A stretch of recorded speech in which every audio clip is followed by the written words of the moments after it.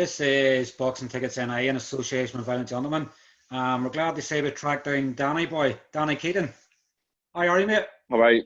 How are you, Steve? Nice to finally meet you, mate. It's good It to get on. definitely is. Obviously, I was hoping it was going to be in different circumstances. Obviously, your fight 2 weekends ago in Alicante, I was hoping to get over to the card, but obviously with COVID still being about and lingering about, I only had to watch you on TV. But one of these things, I guess, where hopefully the next time you're going to be fighting, there's going to be a card somewhere, and it's sort of limiting how many people can go because so many will want to get the boxing shows again.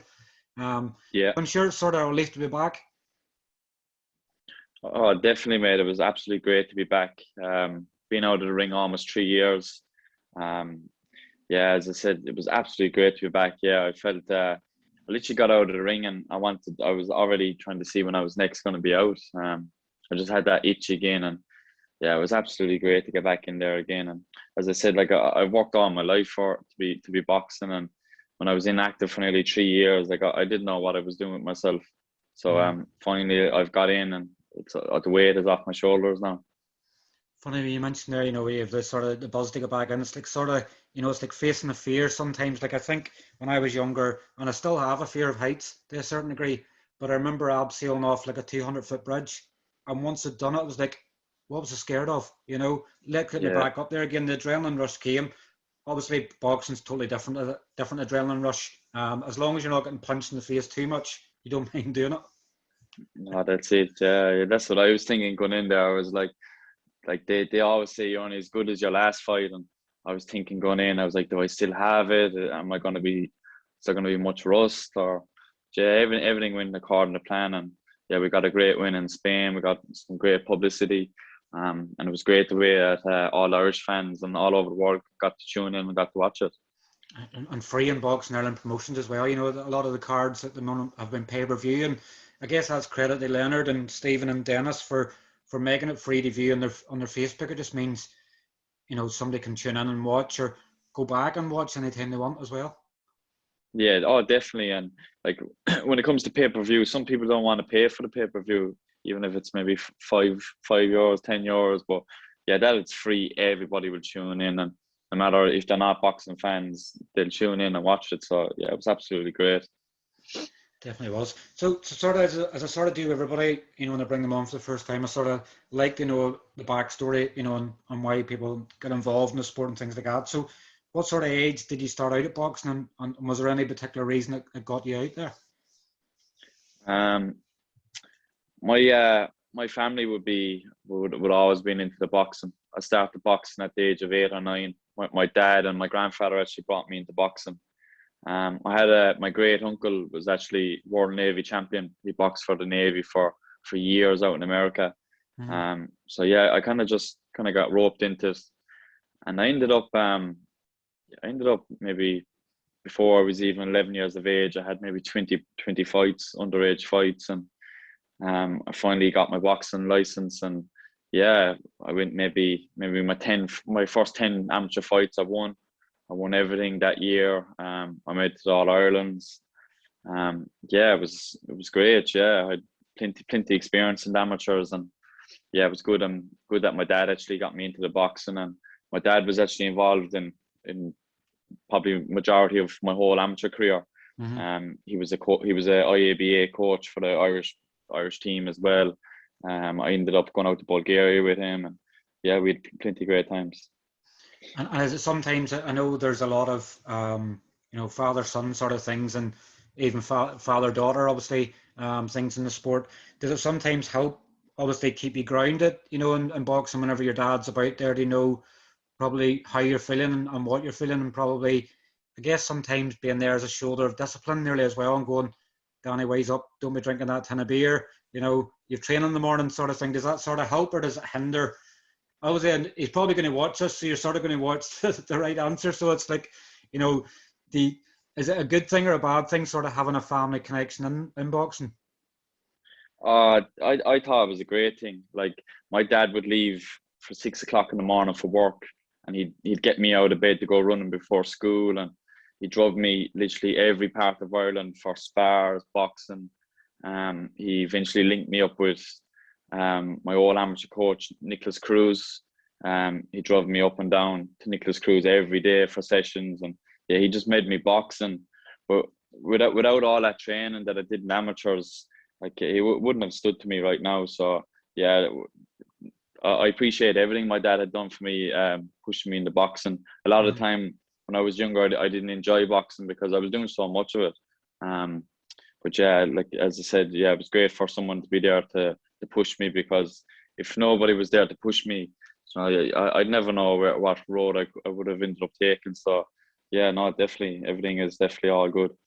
And like having like a Cuban legend in Nicolas Cruz Hernandez, doing a lot of work through the amateurs, like anybody that's obviously known of boxing for a while, obviously, 92, obviously the golden sort of era for Irish boxing, it's I guess whenever you learn from somebody that's so good like that, so young, you're only learning the best rather than sort of a later stage. So, it obviously must have been a big confidence booster sort of having somebody like that sort of in your corner and telling you the right things.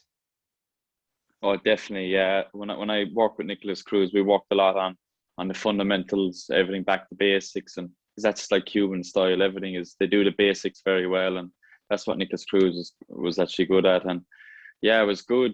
He used to be every training before fights and all. He'd be always telling me about all the old time fighters that he had and all these little stories. And yeah, it was absolutely great. In boxing, I find a lot of it comes from the mental side of it.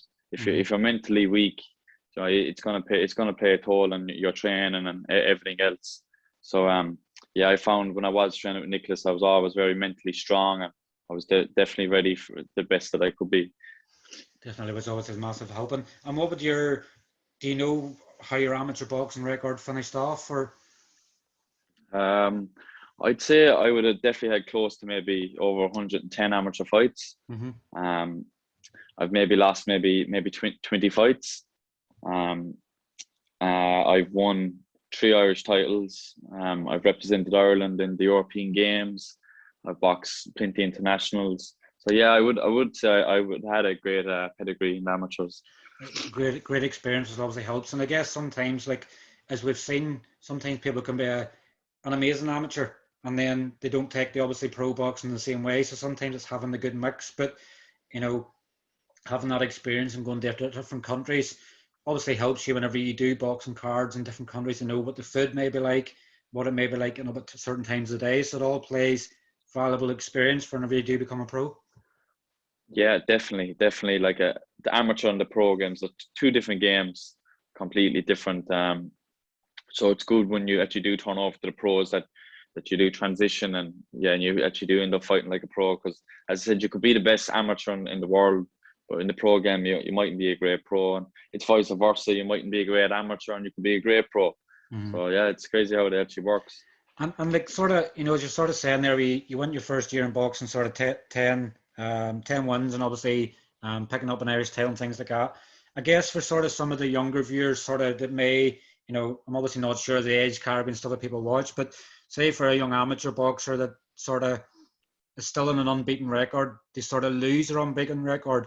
What sort of advice would you sort of give to somebody when that, when you're in the crest of a wave and you're going, nobody's going to beat me, I'm like Floyd Mayweather, and then you get beat? Did that change anything with your boxing, or did it sort of humble you a bit to go, I'm going to take defeats?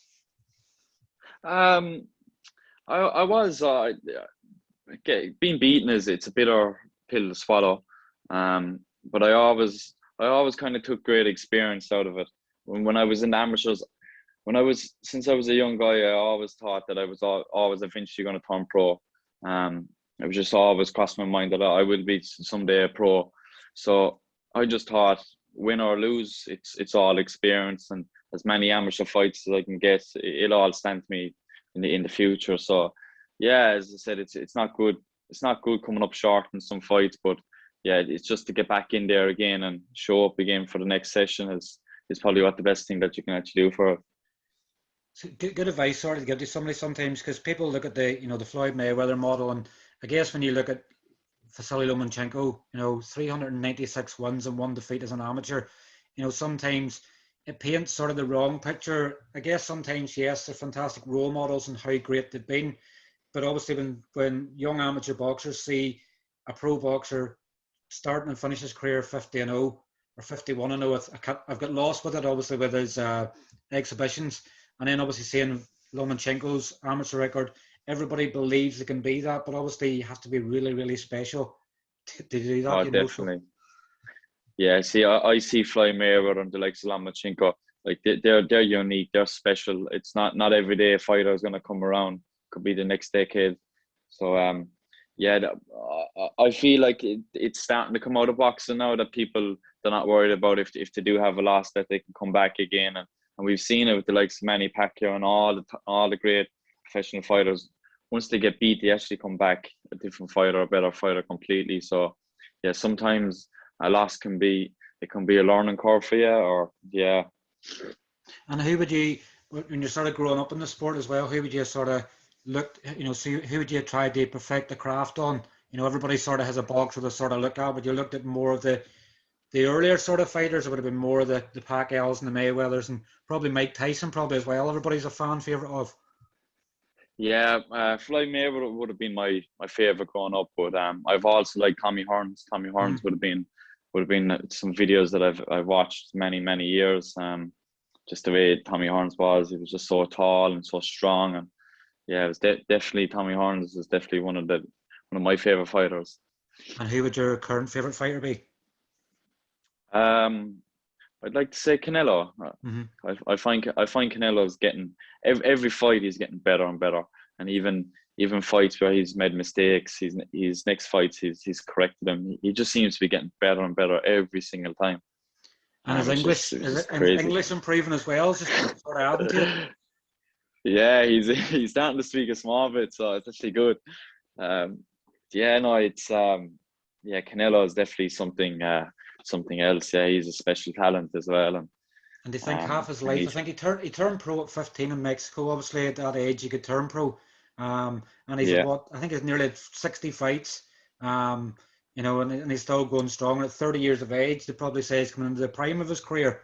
At 30, and you're going, what is there left on him? You wouldn't be surprised if he probably made heavyweight. Yeah, I seen one of his fights going back when he was 18, and God, he was good for for someone that's 18. He was a well-seasoned pro at 18. But then again, that just comes from experience and how young he started, and he just stuck at it.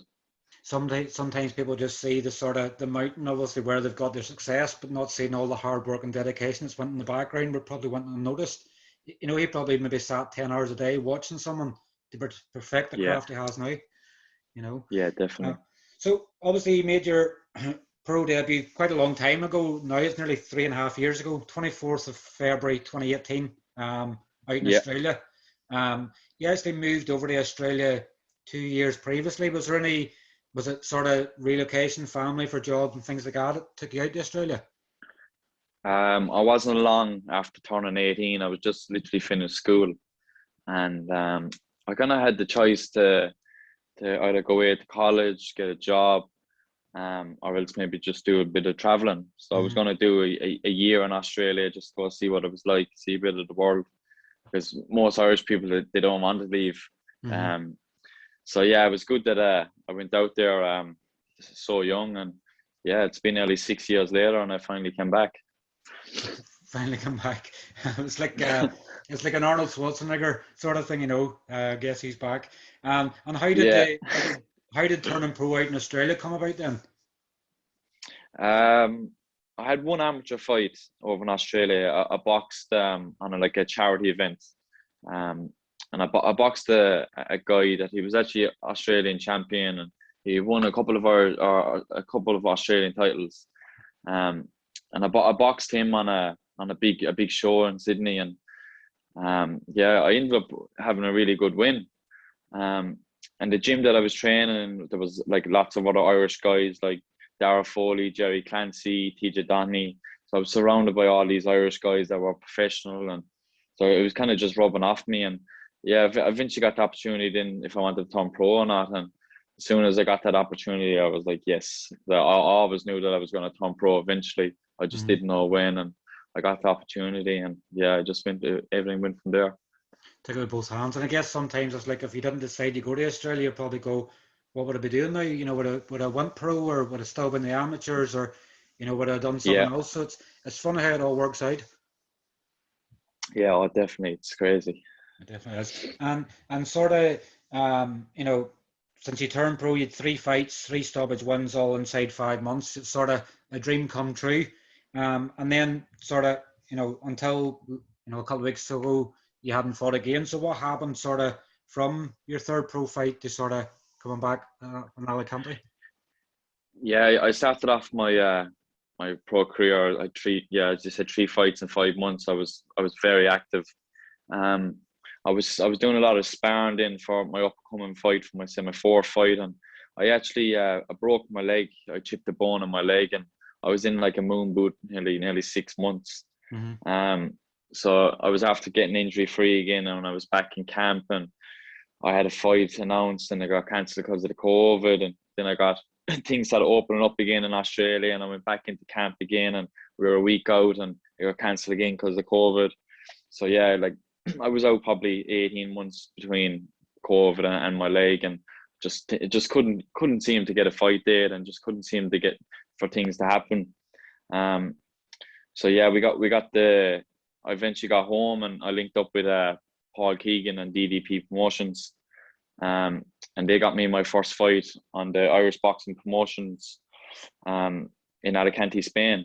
Mm-hmm. So yeah, the whole lead up to the camp, nearly 8 weeks, I wasn't sure if it was actually going to happen or not, or is it going to stop again because of COVID.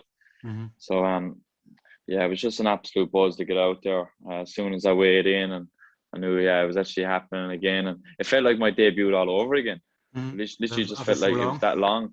Yeah, and like them debut nerves were coming back again, and but yeah, everything happens for a reason. The 3 years that I was inactive, I luckily enough that I kept in the gym. I kept Mm-hmm. training, because I knew eventually that my call would come again, and when I get that call that I could actually, yeah, we can go ahead. And like we having breaking your leg and sort of fights falling through with COVID and things like that, it probably could be sometimes so easy for you to go, it's not going to happen, it's not going to happen. How did you keep yourself positive throughout that time? Did you just sort of keep remembering your goals while you're involved in boxing? I'm sure you obviously had some tough days where you're going, will it sort of stay active, or will it go and eat a burger? That sort of mindset sort of creeps in, and then the next thing you burger boxes everywhere, and you're going, I'm not going to make weight again. Yeah, no, it was definitely hard, because I spent, since I was 8, 9 years of age, I spent all my life training and boxing, and then when it's finally taken away from you, and you're no longer boxing or training, like I was kind of stuck between a rock. I didn't really know what I was doing or what's happening for a long time. Mm-hmm. But I always had that in the back of my mind that, like, just I'm in it for the long run, and if I just keep my head down, and like things will come right. And luckily enough they have. It's been a long 3 years, but when I think back now, the 3 years, it's just gone. It just Yep. literally, I'm back. I just had my fourth fight 2 weeks ago, and I feel like I never left the ring. So Yeah, but it's all the sort of the memories of the bad things over the last 3 years have gone, because you're now back in the ring. That's gone. That switch is gone. yeah, Forget about it. It's just me looking forward now. yeah, definitely. You know, and I mean, you sort of look at that time as well. I know obviously last year that it was looking like you were going to be teaming up with Wayne McCullough out in America, and obviously the big bad COVID as it's done for so many people over the last 18 months, sort of put an end to it. Is it something that you may look at doing again in the future? Is it still an idea of sort of going out to America to do a bit of training? Oh, 1,000,000%. I speak to Wayne regularly. I actually had a FaceTime with him not long after my fight. I was supposed to be out in America I believe, I was trying to get my visa in around November, Mm-hmm. and yeah, it just wasn't possible. The Americans weren't giving any visas out, but as I said, look, I still speak to Wayne McCullough. That's something that I can't say when I actually eventually will link up with him, but down the line I definitely will link up with him, definitely. And what a legend in sport as well. Obviously, I know he's getting involved even more. And obviously helping other boxers. Obviously, he's got Dennis as well, and COVID sort of hasn't Yeah, worked too well with Dennis there as well. But I guess sometimes technology helps, where FaceTiming and everything else you can still get the right messages across and sort of look at routines. Obviously not in the right way it would do as well, but back home, obviously training obviously under another legend of Irish boxing and Tony Davitt. How's that been going for you? Yeah, absolutely great. Yeah, when I was a young guy, when I went to Bulgaria for the European Games, Tony actually came out with us. So yeah, I was actually thinking back now. It was cool the way maybe 10 years ago that I was out in Bulgaria boxing, and Tony was actually part of the team, and here I am here now 10 years as a pro, and Tony's working with me again.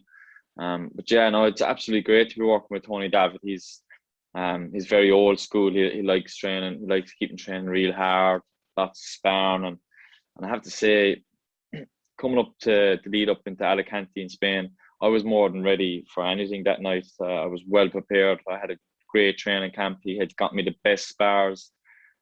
So yeah, hats off to him. He'd done a great job, an absolute great job. Definitely, and I guess sort of rekindles obviously when you might have been a bit sort of behaviour issues, obviously younger in the teenage years out in Bulgaria, and sort of trying to sneak out, you go to the shop and getting caught with a tin of Coke or something like that. You know, Tony could probably tell you stories of what you're like as a teenager, you know.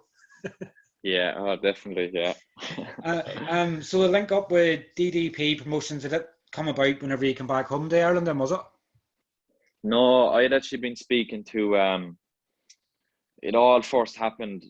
I was friends with Dennis Hogan for a couple of years out in Australia. I boxed on St. Patrick's Day on my second pro fight, and Dennis Hogan was actually doing the commentary that night. So I ended up meeting Dennis Hogan that night because I knew who he was. He was a top Irish guy in Australia, and he's someone that I had looked up to. So I ended up getting some photos with Dennis, and I had a good chat with him after my second fight.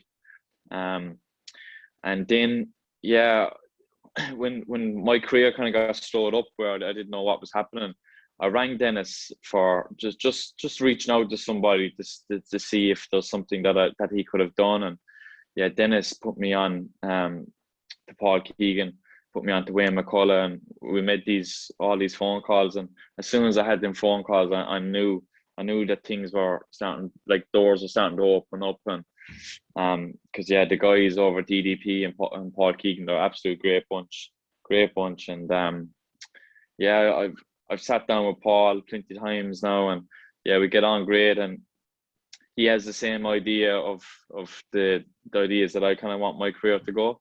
So yeah, it's absolutely great linking up with these guys. And obviously I have to thank Paul as well. Obviously it was Paul that reached out to yourselves to sort of set the interview up. Not that obviously you're hard to track down, but he had sort of said, you know, I'll be getting you on, and you know, it'd only take a few days to get it sorted. Yeah. Looking obviously at Alicante, obviously the fact that nearly 3 years been out the ring, sort of feeling like a debut and stuff again. I know from my opinion, I'd probably say it was an impressive performance for yourself. You sort of won every second of every round. What would you sort of, you know, having 3 wins, 3 knockouts, I guess you sort of get this stage of going, I want to knock everybody out. You know, how did you feel in your performance in Alicante? I felt good. I felt like that that everything that I'd worked in camp that I actually did in the ring. I felt very fit inside there. I'd say people looking in wouldn't have thought that I was very rusty inside there. Yeah, no, I thought it was a great performance. It was a great first fight back. I had a great opponent. I had a great team. I had a great camp. So yeah, everything was actually perfect, and it was just all up to the night whether I'd show up. And yeah, as I said, it was a great night, and I got so much feedback from everybody after the fight. I was a little disappointed after the fight, but that's because I'm my biggest critic. Yeah. Even though people might say that I box very good, I believe that there's a lot more that I can actually do. And but as I said, look, it was probably just down to being maybe a bit rusty, all down to maybe nerves, and it was hot out there. I found when I came back after the first round, I could feel the heat. Like it was so hot out there. It was something that even though I was in Australia for many years, yeah, it's the heat out there was absolutely crazy.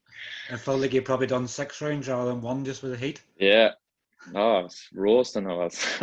And I'm sure obviously it's good as well, on social media and things where people sharing and commenting and things like that. It probably was a good thing that sort of after the period you've had where you realised you've probably still so much support and things like that and going, probably somebody you haven't spoke to well and they're going, oh, Danny, well done in the fight. And then, it starts the sort of friendship sort of thing up again as well. So I guess obviously you probably felt special nearly in a way, like you're top of the world whenever people's going, brilliant performance, Danny, this, that, and the other. Definitely makes you feel alive again. Oh, definitely. Yeah, it was definitely great to be back in there. Like that's what I dedicated my whole life for is to be boxing and yeah, it just felt so good to be inside there, and it felt great to be back. Just felt more like being back to reality. It felt like that it's my job and that I did my job well that night. It definitely is. And sort of want to touch on the fact that, I guess it's Paul Keegan and DDP's obviously a great relationship with Boxing Ireland Promotions that sort of got you out there. With you being back home at the moment, I guess that relationship's so important because, I'm not sure what your plan is moving forward, but Boxing Ireland's probably one of, if not the most active in Ireland, more so probably in Belfast, but I know the plans in the south again, hopefully towards the end of 2021. So I guess and sort of maybe the plan is you may feature in further shows they put on.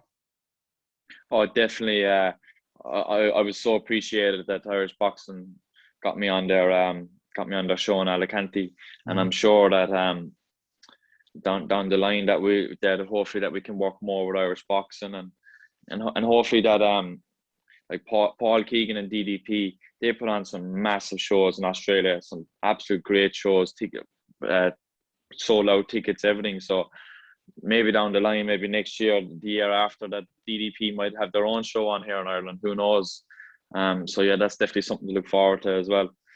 Definitely, as I said, and like where you're sort of now you're back and you've sort of the itch to get back in again. Is there sort of any indication when you may be back out in action again, or is it now sort of getting back to basics, sort of in camp again with Tony and sort of building up again for the next fight? Oh, definitely. I said after my fight in Alicante that I want to be thrown straight back in there again. So I'm back training this weekend with Tony Davitt in Dublin. And hopefully that in the next maybe next 8-10 weeks that I can be out again. If not, I'll be definitely staying in the gym and I'll be staying ready for when I do get my call. And yeah. It's looking at the old Eddie Hearn approach, sort of as lockdown, COVID sort of happened. It's stay ready, and obviously the opportunities will come. Yeah, and another thing as well, since the COVID, you can see so many fighters that have actually improved and that have come on so much. Like when boxing was all stopped up, you could see the people that were working behind closed doors that actually did improve because of the COVID. Like there's so many fighters, even the matchroom fighters, they've come on so much, and people are saying like it's a time where it's slow for boxing, that there wasn't any gyms open or it's limited to the spars that you can get. But yeah, you can see the difference on some of the fighters that actually kept their head down over COVID. They've actually improved. Yep, and definitely, obviously, they're doing putting in the hard work. Sort of, you sort of touched at the start of the interview that you'd obviously been training with TJ Doheny, obviously in Australia. Obviously, it was announced last week that him and Conlan's going to fight on the 6th of August in the Fila. Yeah. I'm not sort of looking to put you in the spot and sort of who you want to win, but what a massive fight for Irish boxing. Yeah, I did maybe a half a camp with TJ Doheny in Australia before he flew out to Japan and won the world title. TJ is bags of talent. He's so talented.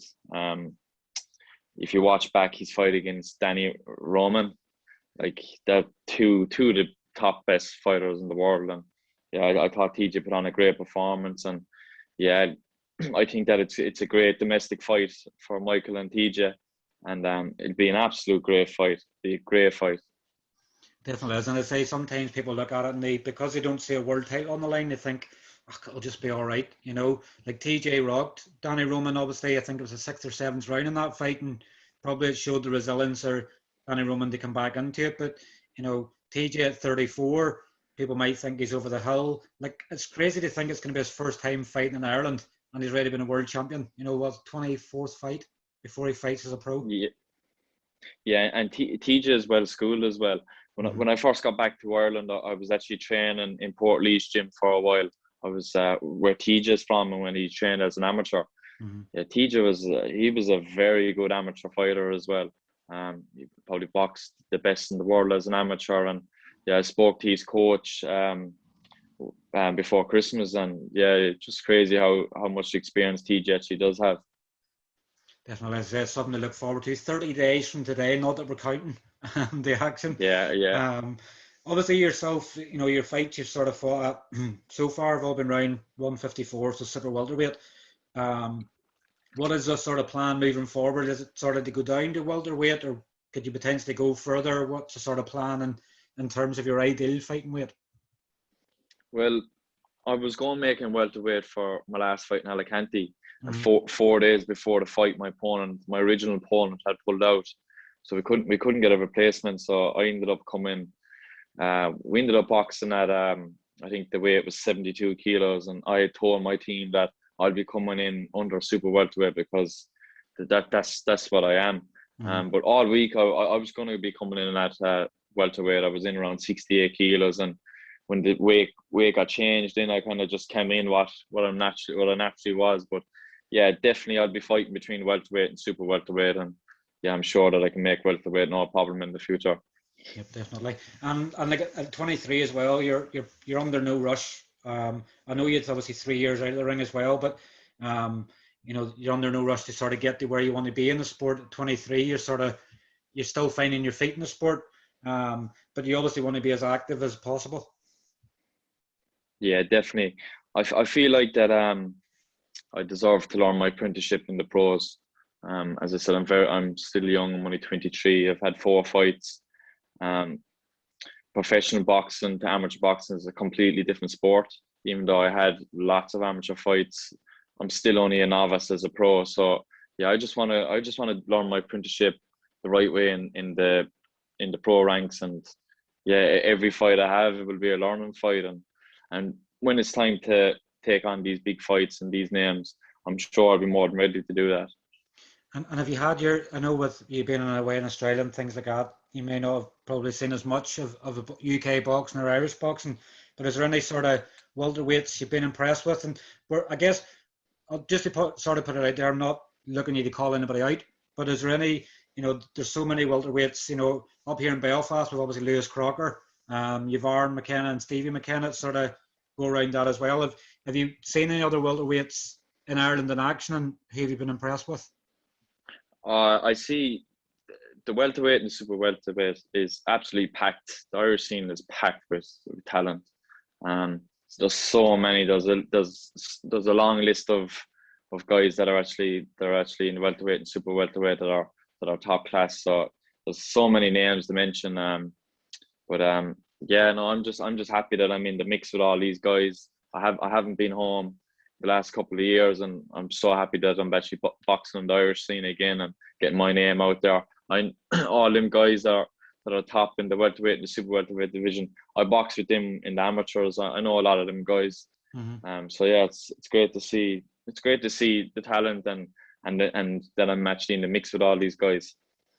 And is a plan then sort of you looking to go, Celtic Irish titles? Is that the sort of plan, sort of moving forward, sort of, start with the Irish sort of domestic scene? So potentially, obviously, even fighting under Boxing Ireland shows, you could potentially obviously fight one of their guys for one of the belts somewhere along the line as well. So is that the sort of plan you would like to go, BA Celtic, BA Irish, and then work away from there? Yeah, definitely. It's definitely an option that will come down the line. As I said, DDP and Paul Keegan and the Magic Man. I feel like they're the best in the business, and that they're going to do the best for me. They're going to get me the right fights at the right time, and yeah, it's entirely up to them of who they want me to fight. I'm not the one to shy away from anybody. I wouldn't shy away from any fight. But yeah, it's entirely up to my team. If my team want me to fight and they think this is the right fight for me, no problem. Definitely. And have you any sort of dream locations you'd love to fight on? No, I'd love to fight in Madison Square Garden in Vegas. It always seems to be everybody's, and like even myself, if I was going, you know, if I was going to Vegas, if you're going to Vegas, you have to plan it around the fight. But sometimes if the fight's already announced, flight prices go up, you know, and things like that, you know. But I guess you probably don't really experience boxing probably properly if you don't have dreams and aspirations of obviously where you would love to fight. And like, you know, the fighting in Madison Square Garden and sold out arena, it would just top anything, wouldn't it? Definitely, mate. And when I got when I first linked up with Wayne McCullough and we were actually planning on flying out to him, like we're so for real. Me and my missus were like, I can't believe we're actually going to America and we're actually gonna live out there and go and train and go box full time. Mm-hmm. But yeah, I'm just happy that in the next couple of months, next year or two, that I will be actually out in America and that yeah, I can gain some more experience. Definitely linking up with the pocket rocket, I'm sure it'll be a good laugh, you know. Definitely, mate.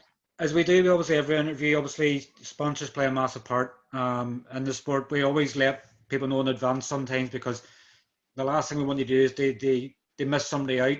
Also, in the same token, sometimes it can just slip the mind. So we sort of like to let obviously any sponsors know if there's any mistakes that obviously you miss anybody out. It's our fault for sort of putting you on the spot with it. But who would you sort of like to thank for sponsoring and obviously helping support you so far? Yeah, I'd just like to thank my main sponsors, Trinity Group, I Choose, Capital Masters. I'd like to say a massive thank you to DDP Promotions and Paul Keegan. The amount of work that he's putting into me, it's ridiculous. So I appreciate everything everyone is doing for me, and yeah, can't wait to get out and get active again and get the next fight under my belt. And I'm sure, obviously, if you're looking for more sponsors, obviously, we'll sort of tag you and obviously posting things like that. But obviously, any sponsors looking to get in touch, would they get in touch with yourself or Paul Keegan? Oh, definitely, mate. Sponsorship is for us guys coming up. Sponsorship means everything. Like that fight in Alicante, you wouldn't believe how much that actually cost us to get an 8-week camp, to fly out there and come back again. It cost thousands upon thousands, and without sponsors, it definitely wouldn't be possible. And then having to pay the opponent as well. You know, who would ever 100%. thought when you become a pro boxer, you have to pay for your opponent to fight you? That's mental. Yeah, it's madness. And I did 8 weeks, and I didn't get paid, but that's what it's all about, you know. I'm sure that money will come eventually. Hopefully, fingers crossed. So if Paul wants to start paying you, he can start paying you the box. You know, it'd be nice. But I guess sometimes, you know, when you set out like your first probably 8 or 10 fights, you'd probably be lucky to break even in some of them, and then that's when the bigger fights come. That's when the paydays come as well. Oh, 100%, mate. Definitely, As Canelo 100%. says, you want payday. We know this. Yeah. The most played clip on social media in 2021. Canelo speaking English. Yeah, his English it's priceless. But yeah, it's good. It's good that he's getting his English in again, because like trying to watch them all access and all, and it's all Spanish. Like, so yeah, it's great that he's actually speaking English again. Exactly, because Spanish, French, any language, you know, it's a struggle to me. So if he speaks English, then at least we can understand him. Yeah, definitely. You know? But Danny, look, we've come to obviously the end of the interview. We obviously want to thank you, and obviously Paul for obviously bringing you on. It's obviously been a pleasure sort of getting to know more about you as a boxer. I'm sure we'll also keep in regular contact, and hopefully, fingers crossed, you'll get some fight news soon. Perfect. Yeah, thanks very much, Steve, for your time, and yeah, I definitely look forward to getting on with you again, mate. As I said, it's been an absolute pleasure. I feel like that I've been friends with you with the last 5 or 10 years. Very easy to talk to, and yeah, as I said, any time that I can get an interview or any slots, yeah, I'm happy to jump on and have a chat, mate. Fantastic, happy days. Well, look, Dan, it was lovely chatting with you, and we'll catch up again soon. All right, thank you very much, Stephen. Cheers, mate. Take care. Take care. Thanks. Bye bye. See you, mate.